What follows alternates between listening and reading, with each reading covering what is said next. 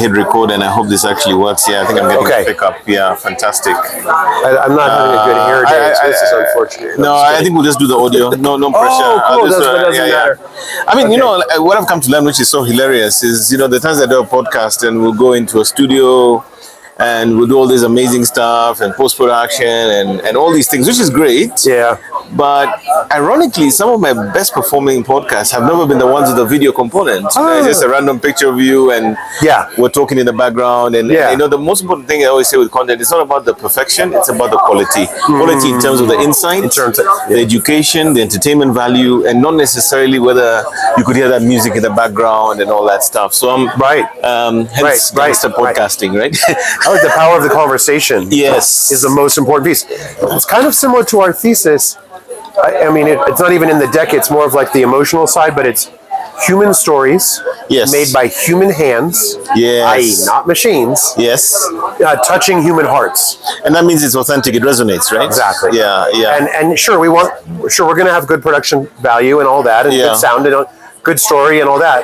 But it's really the story that drives everything. It drives people. That's why people watch telenovelas. Or even Nollywood, because or even Nollywood. Because sometimes you look at the production value and you're like, but the people are hooked. They're hooked. They don't really care. And I think it's because also some of the themes, like I think you must know about the Netflix one that blew up, the Polygamist. Did you hear about that? Oh yeah, I did. I think it's even across Netflix globally, it performed really well. I heard that. And I watched only bits of it, and it was kind of like, okay, interesting. But it's a Nigerian film. No, it's South African. Oh. And it's about this guy who's like a bit of a philanderer, and he's, like total chaos. This guy is like the complete womanizer and bad boy, and with a very strong Zulu stroke South African bias. And what it is, if you look at it, the common thread is it has a lot of resonance in Africa, because we find in our societies that these instances of these well-presented, very rounded African stereotypical successful man. Yes. But it's almost always the norm that is going to have either be officially a polygamist, or behind the closet is going to be 6 different girlfriends on top of the wife, and 5 different families. 100%. And it's typically acceptable. It's known as okay, for as long as he's doing well and he's providing. We're okay with that. Right. But you see, I think the thematic, with, of course, as they say, if it bleeds, it reads. That's a media story around how news works. They sort of amp it up to the max of how ridiculous this dude is, right? And anyway, it just became a sensation. My wife watched it. I watched a bit of it. How was it when you watched? I mean, I just kept getting. I think every episode I kept gawking. Like what? So it's shocking in the sense that this guy just keeps escalating the notoriety around how bad he is. How he's fooling around. And so he's just piling it on. And it's entertainment value. It's kind of like, I would call it hyper reality, right? It's kind of what tends to happen, but he kind of amps it up so much that it's almost not real. Yeah, but at the same time, that makes it entertaining. It's hyper extremities, So and that's what people are enjoying, And I wouldn't be surprised if a second season comes out, even though I think, as I heard it, and spoiler alert, he might have died at the end. We don't know. When you say it's a series? Yeah, it's a mini-series. It's a mini-series. I think it's like 8 episodes or something. Oh God! And are they? But it's still horizontal. It's not like phone only. It's not a vertical. It's a full Netflix. It's on Netflix. Yeah. So I mean, they underwrote the production. It's based on a book written by a Zimbabwean writer. Okay. And of course, she's gained a lot of notoriety now as a writer as well. Okay. But there's this. I think you're onto something here, because there's this. Let me tell you something that blew my mind. The other day, World Cup. All right, opening ceremony and closing ceremony. Okay. Yeah. Who was one of the musicians carrying the song? Burna Boy. Yeah. And Burna Boy now fills up stadiums globally. Yeah, no, absolutely. And I'll give you a personal example. Back in 2012, I was working for an Indian startup in the digital advertising space called Inmobi. Oh yeah, and I remember this very vividly. Yeah. We we're in Bangalore, so I traveled there for kind of like senior management meetups, and we had a sales conference. So I was the guy running sales in Africa. Okay. And one of the nights we were there, went out for drinks and whatever. So I was sitting in it was kind of like a club stroke lounge somewhere in Bangalore. Very cosmopolitan, sort of the more progressive. In Bangalore. In Bangalore, yeah, Okay, or Bengaluru as they call it now. Okay. Which is kind of like the tech hub of India. Oh yeah, yeah. And so Yahoo, Google, all of them have development centers there. And we're sitting in this place. It must have been like 2 a.m. I was probably pretty drunk at the time, and I remember very vividly. On came this Nigerian set of songs, probably for 30 minutes to an hour. Yeah. And I remember like sort of sitting up like, did I just hear? Because I used to go to Lagos a lot at that point, so I'd always know what's sort of trending music-wise with Afrobeats and stuff. And I'm like sitting here, and these Indian professionals, programmers presumably, and there's a very eclectic mix of locals and internationals and all in this sort of nice restaurant come club. And they were all partying away to this Nigerian music. The DJ would like lower the whatever they could sing to the lyrics. Like, oh my God. And this is like 14 years ago, right? And I'm thinking to myself, African culture has become global. The music has been probably the biggest ambassador.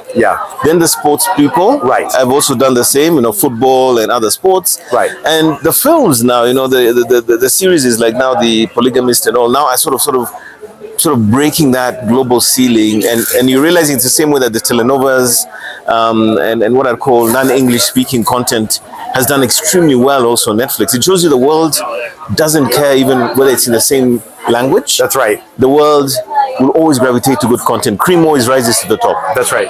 And if the stories are resonating and it's connecting in one way or another, people will always enjoy this. But I think where I'd like to start the conversation ultimately is I want to kind of get your origin story. I saw at some point you were here for like 14, 15 years. Is that correct? Almost. I mean, officially 11. I kind of like, normally when I start off these sort of conversations, I tend to sort of want to get the backstory. Where you coming from and how did you get here? Maybe some of your formative years, and then we sort of build up to the point where we get to what we're discussing today. And really, there's no script. Normally, I'd have like a whole thing prearranged, but I thought, given the informal nature of our conversation today, which I warned you about, let's just start from the beginning. Who's Jason? Where does he come from? How does he end up in Kenya at some point? Why was he away for 6 years? What's on this plan now? And we'll just take it from there. Whole life story, one day at a time. Well, the more succinct version, right? I want to go all the way back to the Summer of Love in San Francisco when my parents would walk down into the Golden Gate Park and watch let's go the Grateful Dead play for free.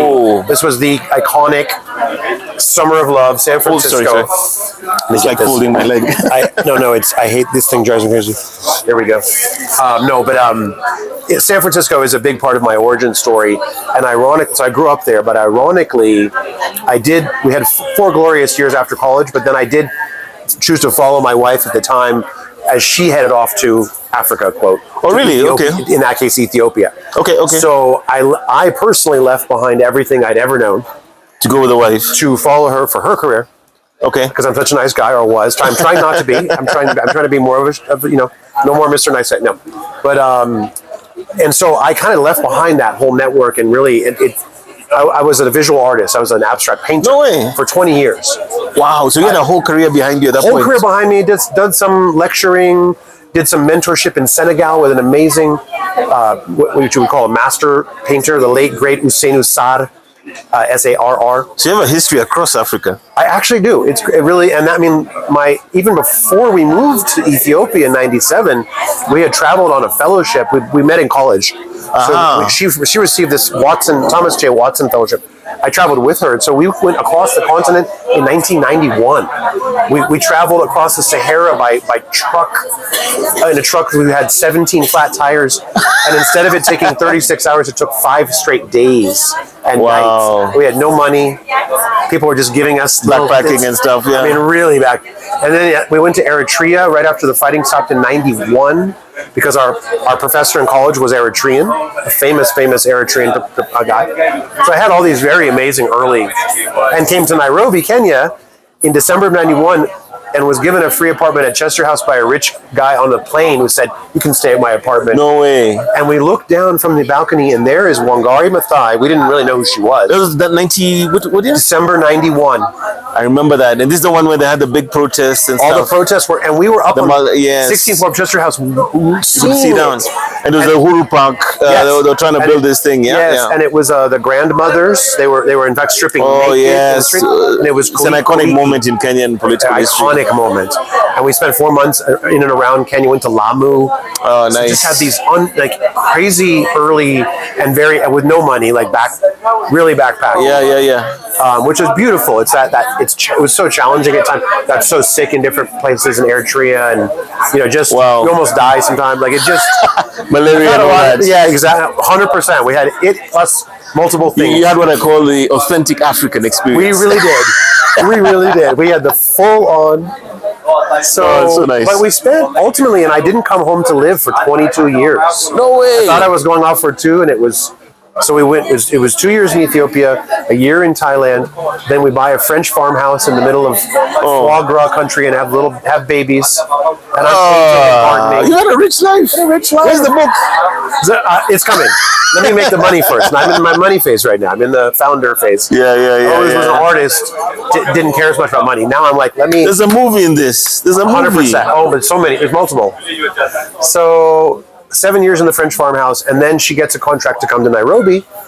We think it's a few months, but we end up, and then long story short, I won't go into the personal details, but we do end up getting divorced there. Okay. I suddenly find myself there. She's still there, and my 2 older sons are still there. So I'm not going anywhere. You're staying with your kids, I'm on my own. Yeah. Have the kids half time, and I have the most, Nairobi for me has always been this place where from day one it's go. The energy. Energy for me is just the best I've ever felt. Immediately, I met Danda of the Go Down Center, got a studio in the back of Ramona Gallery, did a huge series of paintings using mixed media elements from the streets of Parklands. I would walk around Parklands and pick up things and then go and glue it.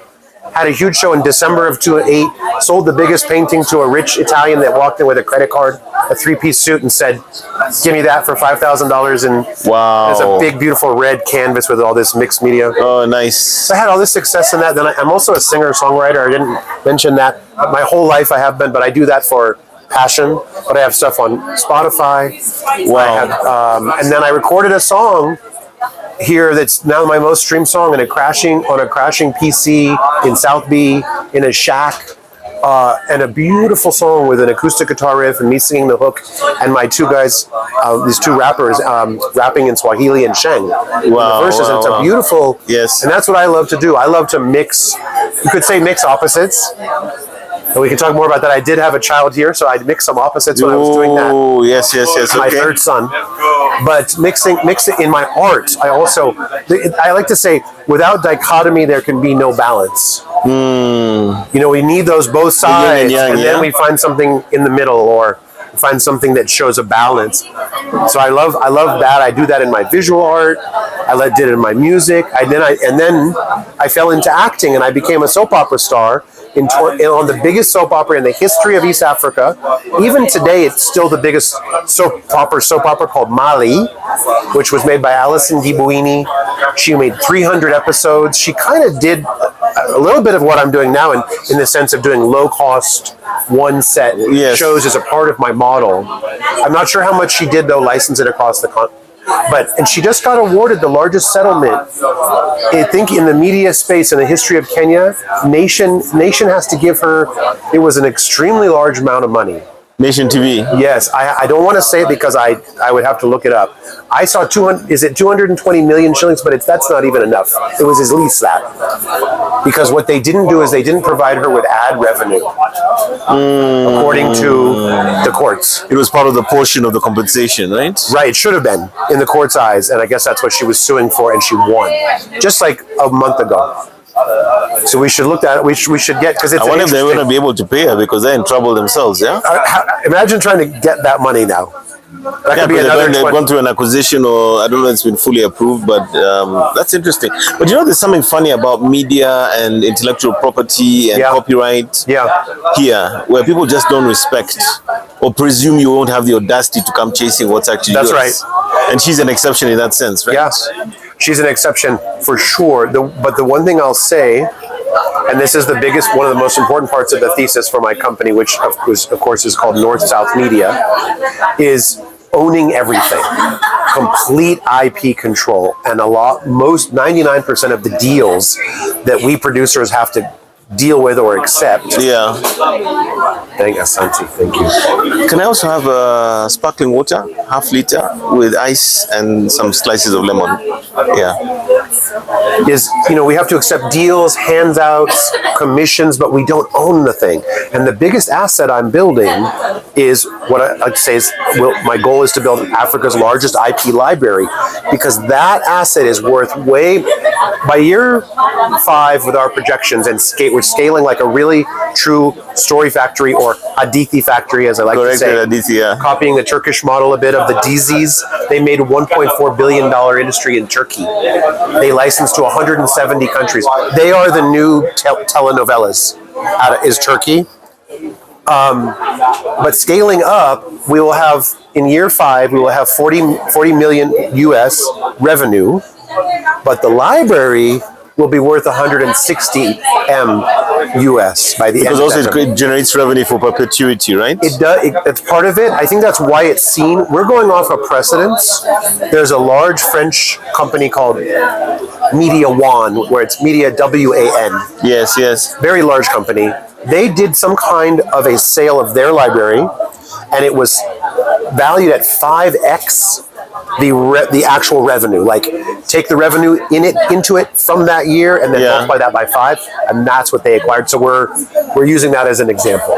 Well, so that's why our library would be worth 160 M. But that is now, we will scale by year 3 to 800 episodes a year. So we're really looking at like 4 locations. Hang on a second. You want to do 800 a year? Yes. 4 locations, 1 episode a day, 200 shooting days a year. How long an episode? The normal 30-minute, and it's 1 set, and that's important, right? Because it's a quick setup. You're not running outside. Might even do like they did for Mali and soap operas. We might even do like multiple cameras, so you don't have to shoot from both sides. You've got it in one. So there's a way to generate. Make the scenes look different and stuff. There's a way to generate an episode a day. Of 24 minutes. In a simple show. There's also, by the way, one of our main staples to start, again, the dependable, boring stuff, not boring, but the money is boring because we know what it is to start, is format shows. Like versions of Hot Ones, versions of Pop the Balloon. Yes. The world's top formats we're going to copy. Those are even cheaper to shoot. They're 1 set.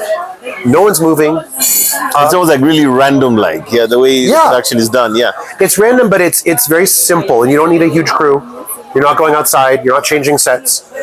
Even in Hot Ones, it's static. In all the ones I just mentioned, it's static cameras. The cameras don't need to roll or anything. Yeah. So you just start recording, and if you're switching every so often. So doing an episode a day is easy. It's not even a challenge. So I want to take a couple of steps back. Because I think. As we go back into the origin story, so you were here, you were in this soap opera, an actor in Mali, presumably. That's right. And then thereafter, I just want to get a sense of what happens next, COVID, and then the inception of this idea, so to speak. Absolutely. Well, I should have said that. Following on the Mali and acting on that, I started writing my own scripts. Okay.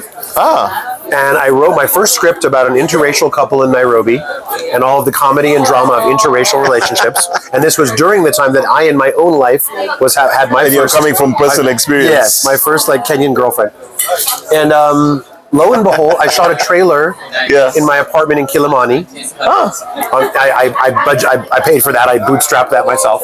I took the initiative, but it's okay. I'll take it now. And I love ice, by the way. People always get confused when I say yes, ice and cold. But that's the best way. Now I'm good. I like those metal cups too. They're beautiful, huh? They're very nice. Also very durable. Yeah. Yeah, so you shot in Kilimani? So I went to Nokia, the phone company. Yes. And on the strength of that trailer, they handed me $100,000 overnight, 8.5 M Shillings overnight to make an entire season. With this little pilot you created in your house. And because we were doing product placement of their little, they call them kabambes in Kenya, which means brick. Oh, the mulikamwizi. Okay. That's the other name they give it, Okay. So overnight I became a TV producer, just like that. Amazing. And that's the show that now, licensed to 30 countries, 13 years later is on Roku worldwide, streaming on Roku, dubbed into French, selling even now, has earned over $100,000 in total distribution.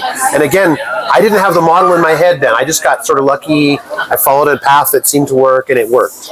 And it helped me. And that is your proof, right? And that's my proof. And this must have been around, 2018? 2013, really. 2013, 14, 15. And I own it. That's the other thing. I own the whole thing. So, because I got it paid for by Nokia, but they didn't take ownership. They got product placement, they got their marketing, if you will. So for them, that was the value. That was the value, was the marketing. And then you had it aired on which channels and stuff? Many in random countries, Botswana and Nigeria, and just random FTA channels. Now, I had a distributor doing that for me. So that's how I got to see it. Again, it wasn't that I built the model yet, but I saw what was possible. Now that, I will say almost in a good way, that distributor never paid me. Oh. After the MG, which is the minimum guarantee you get when you sign, and after all the promises you're going to make $1 gazillion, I haven't seen a single check in 12 years. But you own the license? I do now. I got it all back. So finally that's over. That nightmare is over. I'm grateful for that nightmare. It pushed me to create my own model where I never have to do that again. I see. So from inception, you'll do it right. At inception, I'm doing, which is I go direct to the channels. I had an investor push me and say, I know you need a sales team to do that work to get the channels, and you need the money to get the sales team. He's like, but go and get one now yourself. Prove it to me. You say it's so easy. Get an LOI from a TV channel that says we will pay you $300 for this, which is, by the way, $300 an episode. That's our model. It's the average price. It's not our price. And you're doing non-exclusive, I presume, right? 100%. It's always non-exclusive with FTA channels. Yeah. It took me a total of 4 days in Nairobi to get that LOI. And you locked it in? Yes, from Cape Media. They have TV 47, Radio 47, Digital 47. They're a smaller entity. They were fine with the price. And the reason they were, and this is what I was telling the investor, these channels are desperate for good English content. And they're desperate for content that is African made. They even have quotas, whether it's a local quota or a lot of them have Africa quotas. So in Senegal, I can come with my series from Kenya and it fills their quota. I see. Okay. So there's it even proves the thesis more. So it is easy in the sense that I'm not trying to claim something that's crazy, but these channels need this product. And there's a gap in the terms of getting huge gap. Yeah. Huge gap. And people might try to say that TV is dying because the phones are rising. They are wrong. And I've done my research. Both of them are booming. Actually, it's not mutually exclusive. Phone stuff is booming, but TV challenge. It's so interesting you bring this up because recently, a few months ago, I was at the East Africa Broadcasting Conference. I was there as well. And I don't think we knew each other at that point. Well, we didn't know each other. And I think I did a presentation around. Oh yeah, no, around the hybrid broadcast model, where you'd be able to cost effectively distribute content, and I had some wonderful conversations. In fact, there's a couple of podcasts that I showed there, a couple of my random, what do I call them, gangster podcasts. So literally on my phone, and I got a couple of really interesting conversations there with the guys of Akili Kids. Akili TV. Yeah, I know him, Jeff. So it's ready to go. I just haven't had the focus to just get it out. Yeah. And then I spoke to the lady from Ethiopia, where they're doing a lot of satellite to TV. Oh yeah, that was cool. And the way that model is interesting because it sort of eliminates some of the challenges with digital terrestrial, including frequency availability, and the way the technology works. So I got to talk to her as well. But interesting, when you think about broadcasting, what people tend to forget, right? And this is the thing. Even the other day when I was with one of my clients at Nation, we had them on one of the TV shows, and we're having this conversation, and we're realizing that for all the so-called Silicon Savannah and the digital hype and all, talk about the average regular Kenyan, right? Right. They're not going to necessarily burn a bundle to watch a YouTube episode, but they're going to happily turn on their TV, with its 480p resolution, and they're gonna watch something. It's free, and it's coming in free. You see, and people I think forget that. You know, there's the so-called Nairobi hyper-urban, super cosmo, disposable income, middle class type person. Sure. And then there's the average Kenyan, which is a much bigger majority. Yes, and you know. It's always sometimes interesting to see that quite often in Kenya, if you're in an urban environment, whether it's Nakuru or Mombasa or Nairobi, you are to some extent in a bubble, right? From what the real Kenya is. Yeah. Where the true majority live, where the average Kenyan lives. Right. And you lose sense of cost of living and what that means in terms of media consumption. Yeah. Like recently I was in an Uber and I was coming out and this guy was really young and we're having this conversation about stuff. And then we stopped at some point and he's there, you know, calling the newspaper vendor. And I'm kind of like stumped because I'm like, data tells us that traditional media is dying, and this guy, who was all dreadlocks and tattoos and stuff, driving a small tiny Bolt or Uber, is buying a newspaper, right? And like in traffic, and I'm like, dude, what are you doing? Yeah. I thought you guys consume online. Data, buana, data. And his argument was basically, why am I going to burn data? I'm probably going to be sitting in my car maybe for the next 1 hour waiting for the next ride. And at least have a newspaper, which doesn't cost me anything once I buy it. And I will consume it until I get my next ride. And that goes counter narrative to everything we've been saying. That's right. And again, that is the Mwananchi, that is the regular Kenyan. Exactly. So we need to always look at the nuances here because it's not cut and dry. It's not black and white. No. It's a lot of gray. Well, it's also even, a lot of times it's even opposite. It is black and white, except it's actually white and black. Or I mean, it's opposite of the narrative. Yeah. And what you're pointing to is what I do talk a lot about on LinkedIn and in my thesis, which is that everybody's chasing the shiny object, right? I'm avoiding the hype train, the hype train, the shiny object guys. I just like to say we are the shiny object. So that's a kind of abstract statement, but I still like it. But the point is that as exactly what you said is the guys that are doing the most hype are the guys rubbing their palms together thinking how much money they can make off of Africans. Guys sitting in the Silicon Valley, in London, you know, in Dubai, they're not actually in touch with the Mwananchi, which of course to your listeners means like the people. They're not actually in touch with anybody. They're just seeing dollar signs or yuan or, you know, so whereas the real truth on the ground, you only know if you're on the ground.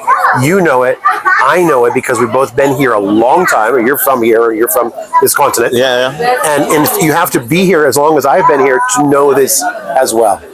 And that's why Netflix failed. Showmax failed. Showmax was shut down. HBO retreated. They all came in just with the gig economy, shiny object mindset, rubbing the palms together, but no network, no moat, as we call it. That's the moat I have as a founder, is having been here so long. You have the context, I really do have it. I have the network of people. I know what the Mwananchi, you know, exactly what you said. So most people don't say that. You don't hear that on LinkedIn a lot. Everyone's like, ooh, AI this and vertical that. But I mean, honestly, and I've seen this many a time over, say, the last decade and a half. You know, we'll go out maybe with my family, say to Naivasha, you know, 150 clicks out, 200 clicks out on Anyuki. We're staying at some semi-remote holiday retreat.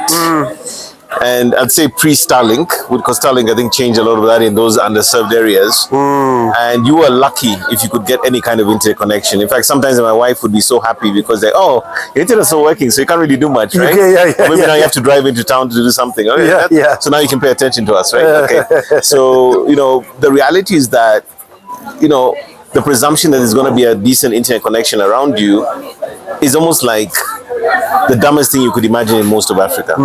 Unless you're really at the core, high population, high density urban environments, right? It just isn't there. Which isn't the majority. It's not actually the majority. And even when you think about Starlink and stuff, I mean, who can afford that on the average? You know, you're going to be sort of middle class and above. So long and short of it, I think what it is you sort of have what I call the lived experience of what it's really like on the ground. And the fact that, you know, I think people also sort of sometimes underestimate what people really need or want and how to deliver it to them. You know, and there's this famous narrative from many years ago where I think it was USAID or one of these donor agencies came to Africa in some countries, like a famous narrative, and they went to a village and they said, "What do you guys need? We need water, or would you like something? We think you need water. We noticed that your women are putting, pots on their heads and walking, 10 clicks to get water and come back. Yeah. What a disservice to them. We're going to dig a well here. Yeah. In the city center, in the village center. So they set up all the equipment and they build this well and they pump it and take beautiful photos. And 2 weeks later, they find their well has been broken by the community. What they did ask the community is, do we actually need the well here? And what they discovered is that the women, that was their me time when they would walk together and talk about their lives and their philandering husbands and the issues they're having with their kids and all this. And this was their therapy. That 10 kilometer out and back with all that labor and the hot heat was their moment to just have a zen, networking, social moment with their girlfriends and then come back home to the life they have to live. And they never asked them whether they actually wanted a well. There you go. And I think the lived experience informs that kind of insight because you look around you and you're not necessarily trying to create a Kenyan version of America, but you see a Kenyan reality or an African reality as it is. And then the question then becomes, so in this context, what would actually work? Right. Because I think humans have the same inherent aspirations. We enjoy similar things. We can all happily watch a game of football with Lionel Messi playing and any player that we see in football because we can all enjoy and connect to that. Yeah. And I think when it comes to content of the nature that you're talking about, it's literally almost taking that same story and quality and you bring this new context to the rest of the world. But at the core are these very deep, very honest, very authentic African stories that still resonate, 5,000 kilometers away. Yeah. Yeah, 100%. And I mean, what you're speaking to is really the deepest part of the entire conversation, which is, and this is my belief, film and TV is meant to bring people together. That's its function. And it's also meant to bring us together to make the film and TV. You have to suffer a bit, standing in the cold, drinking only the coffee. Effort of it, Like that's part of it. If I get to create the Godfather series of movies in my closet on my PC in 2 hours, it's not worth. It doesn't touch the human heart.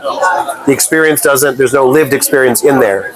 So for me, film and TV is about bringing people together, and therefore, and I think and Africans, I say Africans, but I mean people across the continent are so connected actually, compared to Europe and the North America. And of course the diaspora as well. Absolutely, but people are just physically connected to each other more than, especially COVID. I haven't noticed that COVID disconnected people here. It disconnected Americans from each other. To date, you'd say? To date, even badly. Wow. It's not even going away because the messaging never stopped.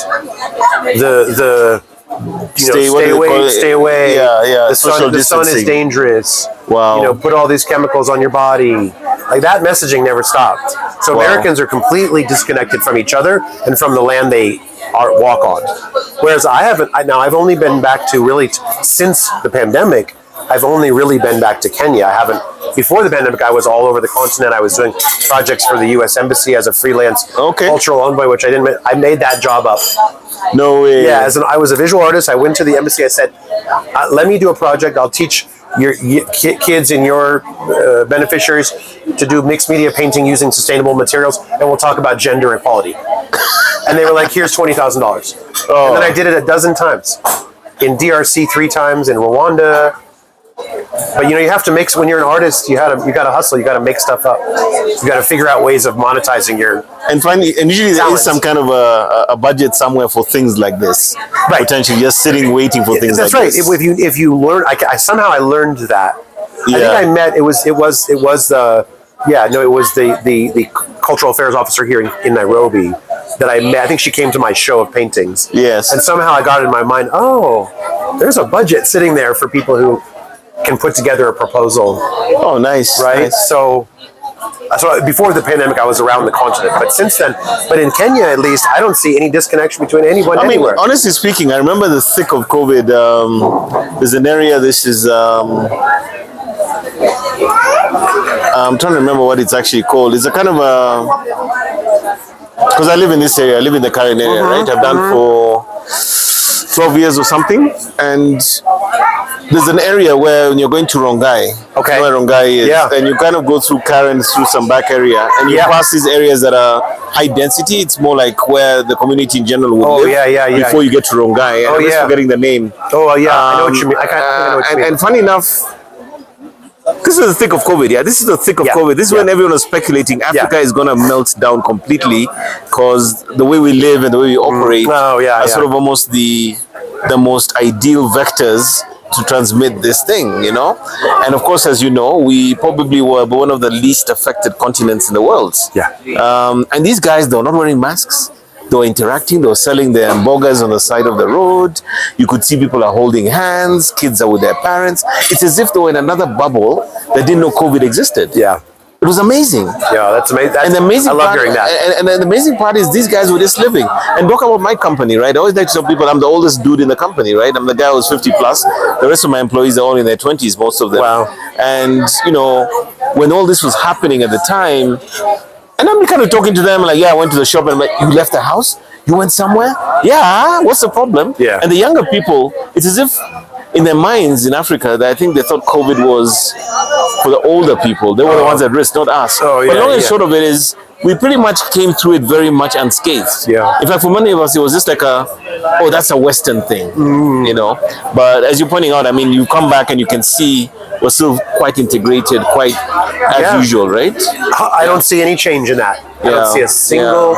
It was the thing that struck me the most because I mean, America. It's real, honestly, and I'm not. I mean, I love my country and I love the people in it. I feel sad, but it's depressed. And I'm not the only one. I'm not the only one saying that at all. It's a. The environment is not particularly nice at the moment. No, people are very depressed, full of anxiety, addicted to this horrible healthcare system that keeps them on pills and surgeries. I mean, I could go on and on. Not to be too problem slide, which is that's my new joke. That's my new founder Your joke. problem? You know how you have the problem slide and the solution slide? Not to be so problem slide here, but let me be more solution-y. Yeah. Solution slide. Anyway, I don't see that here. Because I first came back after 7 years. I haven't gotten to that, but after 7 years away during COVID, I was kind of attending to family back in the United States. So I came back for the broadcasters conference where we saw each other. Yeah? Okay. We met briefly, I guess. And the first thing that struck me in the airport, before I even left the airport in Nairobi, was that everyone was laughing and smiling, good vibes, and talking to each other. And this was like midnight in the airport, going through, and I was like, oh wow, I forgot about this. I forgot about people seeming happy. And it's true. It's actually true, and I've seen it, and I see it everywhere I go.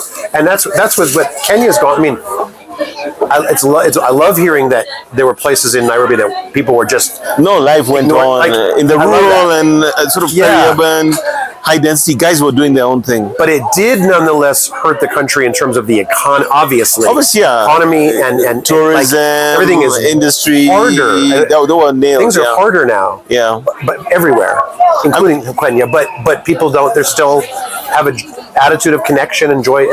I think it's crazy. But it comes back to some of the cultural factors, the sort of social frameworks we live in, and family is always very much at the center of the African home or the African life. I want to come back a little bit more to, just a little bit about the inception of the business, right? So you have this key insight. You do your little project. You've been away, so presumably you're doing other things, but you're mulling probably. I want to work on this. I want to work on. So how does NorthSouth get born and begin to start looking for partners and investors? Let's talk about that. That's a great question. So I'd say for better or for worse, I was lucky enough I decided to start my own business in America when I was there. And again, up till this point, I'd done a lot of sales. I've done things, but I'd never actually been like a proper entrepreneur. Okay. So I started a digital marketing agency. On my own. Wow. At the age of 55. Wow. And learned everything there is to know about AI and building websites and kind of the main fare of a digital marketer. And it's been up and down. It kept the lights on-ish. It wasn't my passion, as you can probably imagine. But I loved first of all getting super up to speed on everything tech and AI. Yes. But more importantly, I loved learning how to be a founder and an entrepreneur. It's an entirely new skill set, yeah? A totally new skill set for me. I'd produced a TV show in my house, but it wasn't. That's different than being a founder. Yeah. So this is kind of like you are the technician, is it almost like when you're producing the show, right? In a sense, and then this is now you're actually trying to build an entire business, so to speak. Yeah? Yes, and I think part of it is also this, like the sustainability and the repeatability. Because, like, yes, I could pull off this one TV show. It's a one project. Here's your budget. Go do it. But this is like I want to build something a self-perpetuating engine that will last forever, or you know what I mean, that and scale, and it's a whole different and raise money that on a larger scale and all of it. So I knew that I wanted to do something back in Kenya. I knew that there was this incredible growing interest in anything quote African. And I knew there was a massive gap in the media space, the space I had been in. Yes. And I knew I wanted to do that. But I don't think I'd ever broken out of the idea of like some kind of an innovative production company. Yes. But I'll say this because it deserves it. I started working with a sophisticated AI called Bordy. Bordy is quite famous in the West. The icon for Bordy is a guy in a suit with a box over his head and a smiley face on the box. Okay. But Bordy's job is to introduce you to real humans who will give you money. It's to hook you up with investors. And just connect people that can help each other. And it is an AI, but when you first do a call with it for it to learn about you, it sounds like a person, and he has an Australian accent. So you go, "That's great, Jason. This sounds like an amazing opportunity here." So you give him everything, and then he's amazing, and he starts like saying, "Do you want to be introduced to this person? Do you want to be introduced to this person?" Helps you with your pitch deck. So it helped speed up my process of conceiving and building by like 10x or more. It was I highly recommend like last year, or what was this? What, sorry? Which year was this? What? This was January 1st of this year. Oh, this year. Okay. That's how quick I moved. Wow. So within a few weeks, I had the whole model. Well, I don't say the whole model, but the beginnings of the model. I knew that I wanted to do everything in-house. I knew that because I've been screwed over by a distributor. I was also screwed over in Hollywood twice, where I had work stolen from me. So I was like, I don't want to rely on anybody for my model. We're going to do our own financing through brand deals. We're going to do our own distribution, as I mentioned, through FTA channels across the continent, our own production, our own talent studio, creator studio that we monetize YouTube, and they attract an audience and brand deals. I take those top creators that are part of our roster, and I then cast them in the TV shows. And I've never seen anyone do that. I've seen, there's companies that have creator studios, and there's companies that make TV shows. I've never seen anyone where they use one to feed the other. Wow. Because those top creators already have an audience, and they already have probably a brand deal. So it brings that to the show. So it's like that creator studio is like a little engine in a way that starts it. Yeah. And then the final layer is I call localization. So yes, our shows can travel the continent in English. That's not, we know that. But we have a partner. The first person that Bordy introduced me to, an actual human being, is a guy who, funnily enough, knows the actual guy that started Bordy. They're both in Toronto, Canada. And his name is, my guy's name is Akshay Maharaj, and his company is called Aview International. And it's an AI-assisted dubbing platform that dubs into the world's top 15 languages. So Mandarin, Hindi, Arabic, French, Spanish. So that all of our IP can now travel the whole world in local languages. And I'm betting on the fact that people, if we tell, as you said, if we tell the stories that touch people's hearts, they will want to watch African content because it's going to be well made, well shot, well acted, well written. It's going to have a global sensibility because that's what I kind of... It kind of reminds me of a podcast I was listening to recently about Angel Studios. You've heard of Angel Studios? I don't think I have. Angel Studios is kind of like a revolution in Hollywood. I mean, they have mainstream A-listers and stuff. Okay. But they have this sort of approach where they create essentially family-friendly content. Okay. And then they have like a committee where the customers vote or the viewers vote on the content, and sometimes content gets through. Like it's almost like a committee that decides what we think is worthy of our attention and what we don't think is, and what should run with us or not. Okay. And if you have some time, just check out the model. But it sort of sounds like echoes of what you're saying. Okay. Which is, this almost like a philosophy here sounds like this wholesomeness of the content when you talk about the resonating and the goodness, right? Yeah, no, it's true. We're not doing any horror. Yes. We're not doing anything that's like overtly violent. Absolutely, it's for the most part it'll be family material. And especially for Africa. No, but I mean, come on, man. You can't bring. Africa is not yet ready for some of the thematics that we're seeing coming out of the West. I don't even like those thematics. I find them to be very post-pandemic. Yeah, they're sort of building on that. It's not a coincidence that there's an obsession with horror and violence in the West. Obsession. The newest film is called Obsession, but it's like it drives me a bit crazy. You see every single article you read about, there's a new studio and they've just launched this and they're doing horror, and then it's like some Adam Sandler directing his first film. It's horror. No, it's not. I'm making that part up. But I just feel like it's like, first of all, horror is not hard to make. It's not challenging. And it's all about the fear factor, isn't it? And it's just to make us scared. Yeah. It's just to, I think people, this might be a hot take, but people might have in some ways gotten a little bit addicted to the dopamine hit from the pandemic, from the fear itself. And now it's over. Could go wrong. Exactly, because that produces a little bit of dopamine. Yes. And so after the pandemic's over, I want to keep being scared. Sustain it, yeah, wow. I think so.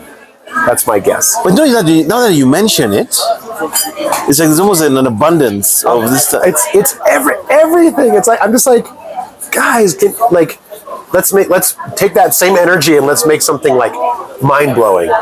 Wow. Mind blowing in the story or in it exploring the depths. And I get it. I mean, you could say horror explores the dark side of human nature, but okay, let it be like a 5% genre. It's not. It feels like it's a 90% thing that's happening. Yeah, it's a little extreme. Anyway. It's a reflection of the state of the people. Is. Yeah, it really. So is. So in your sense, so you sort of reach out to this producer. This AI tool. What happens thereafter? Bordy. Yeah. Well, so I build the whole model. I call it a full infrastructure play. Not just building a production company. I'm building the infrastructure that allows me to shoot 10 shows for the price of one, essentially, because I've got that financing coming in. I'm shooting low cost, etc. I start to reach out to investors. I start to and I'll tell you, one of the things that really boosted the whole process that I wasn't expecting was on LinkedIn. I kind of it wasn't really a plan, but I started posting. And I started posting relatively regularly. And I started posting the same kind of conversations we're having right now, posts about this stuff. And it really resonated. And I started blowing up on LinkedIn. I started getting 50,000 impressions and 600 responses. What? And 150 reposts. Numbers like I've never had any kind of success on LinkedIn. And I think it was partly because I became an authoritative voice in this little niche that, what we're talking about is big, but it's in a way it's one part of media. It's Africa. And a lot of my posts, I was like, Burna Boy is on the cover of one of my posts, and it's talking about these certain models that have broken out, but in film they haven't, and it's still all the capital leaves the continent. So talking about a lot of things that make Africans emotional. Age base. So the point I'm making is that increased my ability to meet investors. Yeah. People started seeing me on LinkedIn as this authoritative voice. So I've just been lucky enough so I did a ton of cold outreach on LinkedIn. A ton. Bordy, yes, but 90% of my people I found cold on LinkedIn. And also, lo and behold, they were responding to my messages, even though they were big people. Whereas in the past, when I was an artist and I was trying to do this, I was trying to do that, and I would write a producer in Hollywood where there's no system and it's just a big popularity contest, people would just ignore my messages for the most part. You reach out cold to a Hollywood producer, they're going to they're going to block you. They're not going to respond. Lo and behold, I'm reaching out to people in this space, investors, because I'm doing this NorthSouth Media, and I'm getting response of, yes, this is amazing. Yes, that's me. Yes, yes. And so I have all these supporters now, and I think I feel very confident that I will. So I'm raising money right now, doing a proper seed round, as they call it, and doing a raise for the company, and I feel quite confident I will get that, but I'm in that process still. So we'll so see. Just articulate the model. It's sort of in a very easy to understand manner. What exactly is NorthSouth Media? What are you building? What does it solve for? And what does the potential way forward look like? You know, thinking about where this business goes.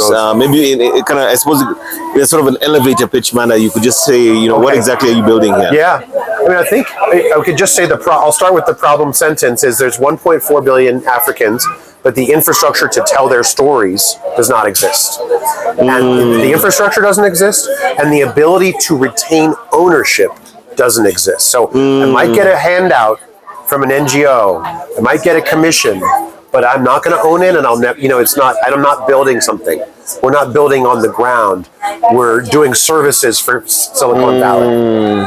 So that's what I've built, is a model that allows me, because I'm getting my own financing and I'm doing my own distribution, and I have my own creator studio as this little engine. I don't need to go to anybody for anything. So every single thing I make, I retain 100% ownership of that IP, and then the final part of the elevator pitch, it's become more than an elevator pitch, is it builds that IP library, and that's the greatest asset.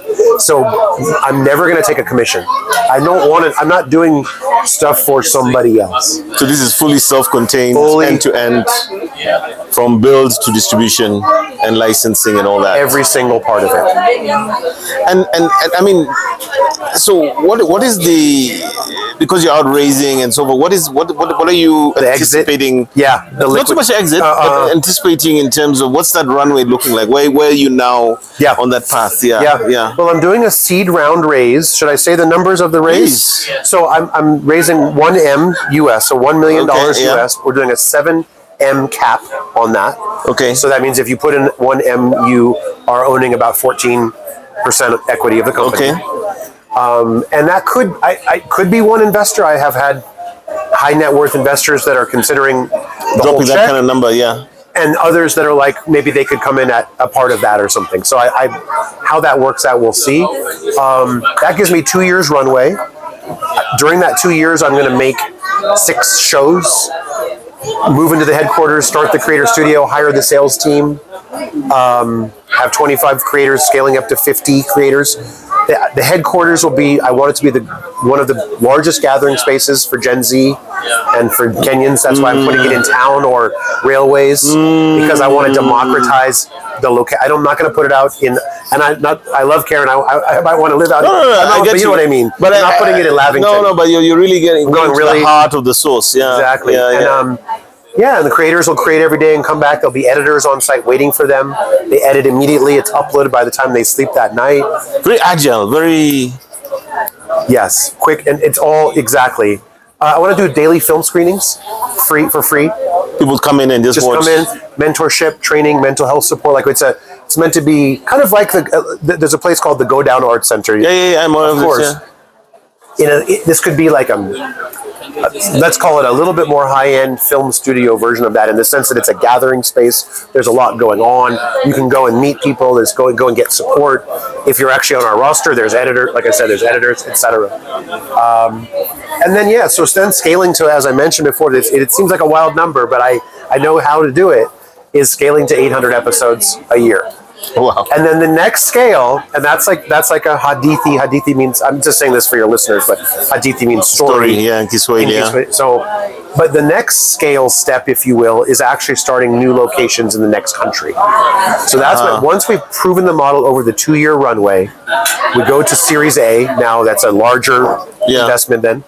And we open the second location, which for me, maybe is Kigali, maybe is Addis Ababa.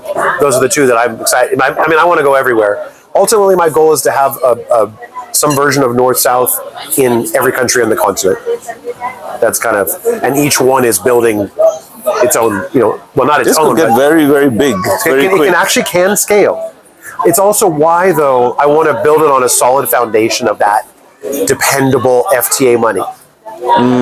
Because again, if I make films are hard to make money off of.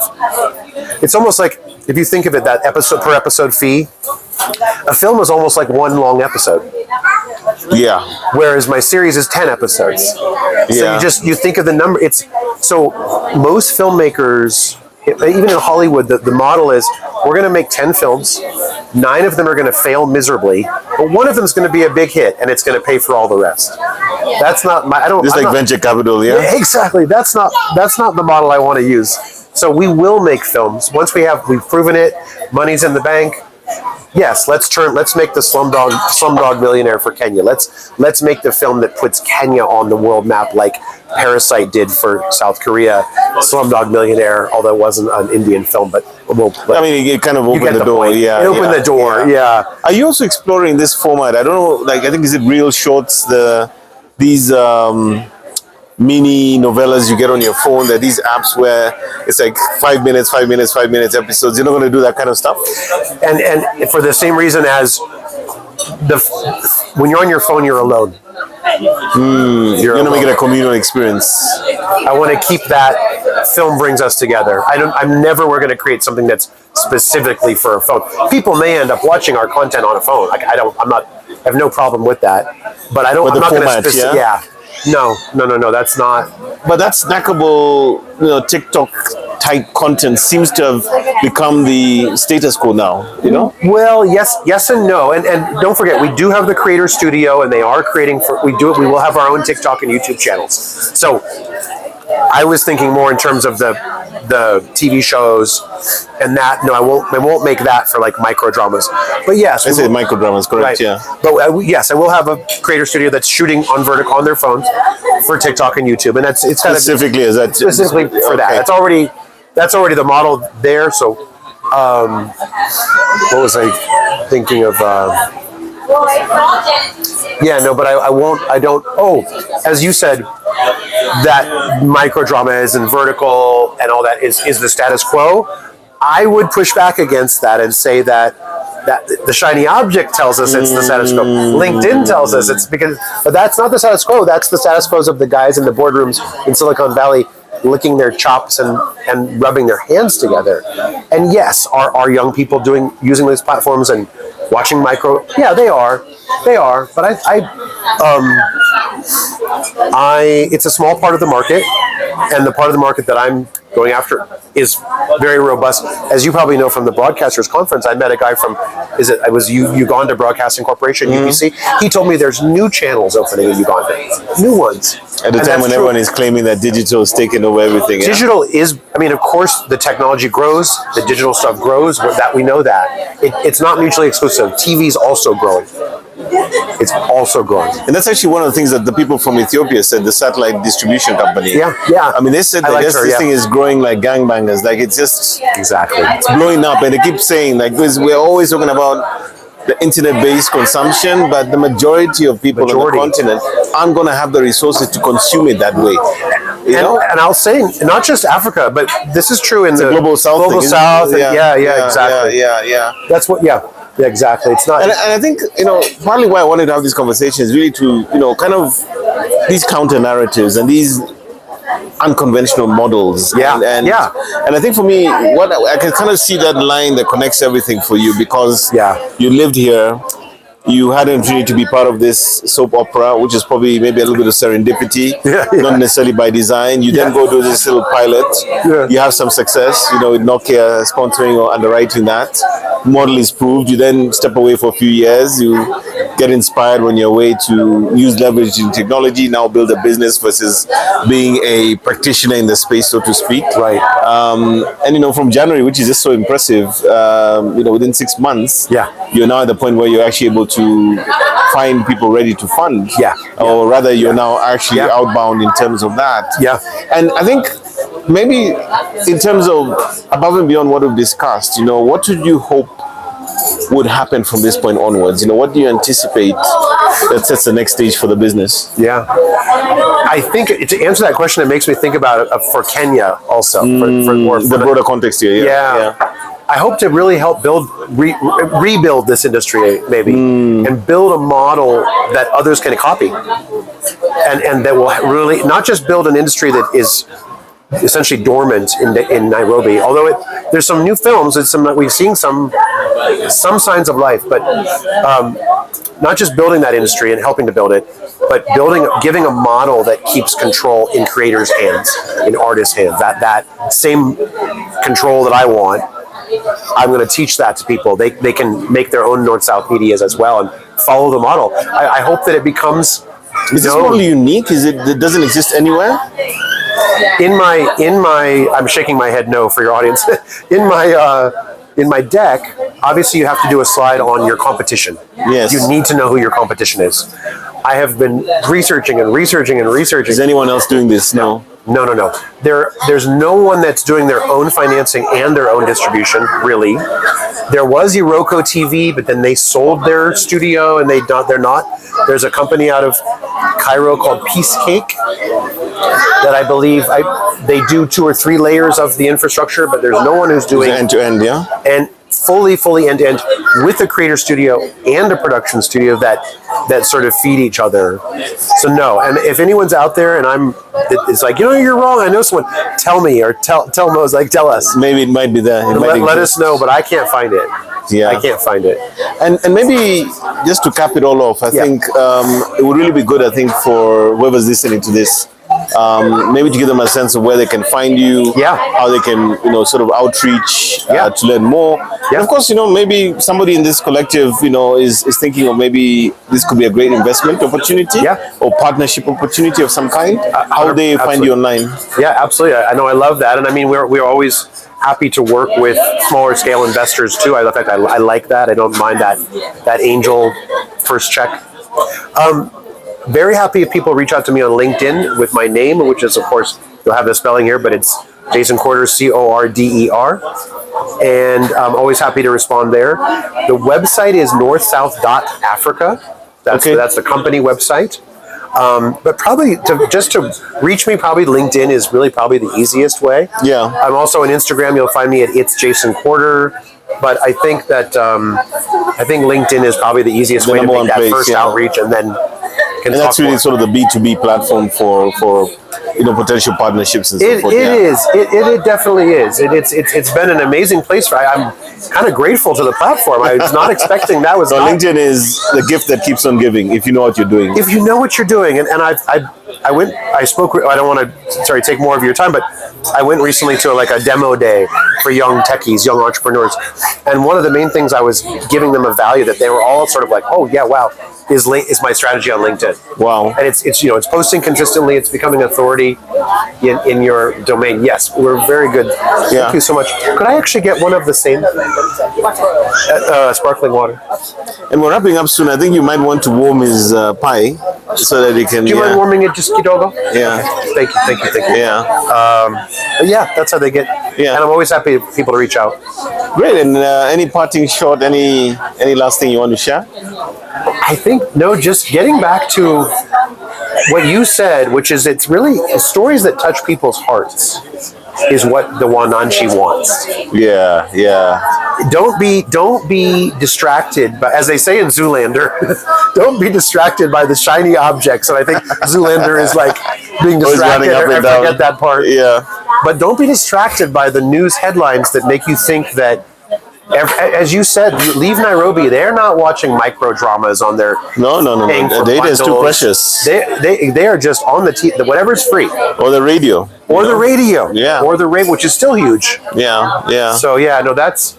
And I think actually more I think about it, I feel like your model is uniquely suited to this global South context, right? I mean, that's true. Probably not transportable to the US at all. No, it's going to work here, it won't work there. That's right. So I think you're definitely onto something that is context relevant, right? So it's not, it won't transport beyond these sort of environments because of those specificities that we're seeing. Yeah. But Jason, thanks so much. Great conversation. Thank you so much, man. And thank you for agreeing to be on a what I like to call a gangster podcast. Yeah, we're just popping up here. And all we're doing is just documenting this conversation. And, again, LinkedIn is what I think connected us.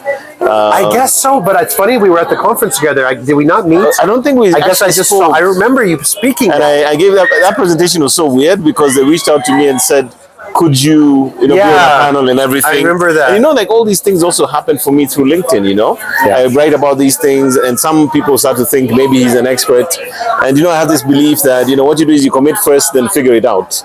And I said, yes, I'll talk about this subject matter. Right, and then yeah. spend the better part of 2 weeks getting completely immersed so that I could actually speak about it. I kind of did the same thing. And like many businesses and people, I think today, one of the things that's so critical is when you have a platform potentially where you can talk about something you're passionate about, or you can impart some knowledge or provide some perspective, the answer is always yes. And then you figure it out later. Sure. But I'm so glad that we got to talk. Yeah, thank you so much. I know it's a bit impromptu, but I think somebody somewhere is going to find value in this conversation, and hopefully, wishing you all the best going forward. Thank you so much. And I'm really sort of cheering you on because I think we need new ideas, we need new perspectives, we need new models that are appropriate for our environment, at the end of the day. Yeah. Awesome. Thanks Thank you so much, Jason. man.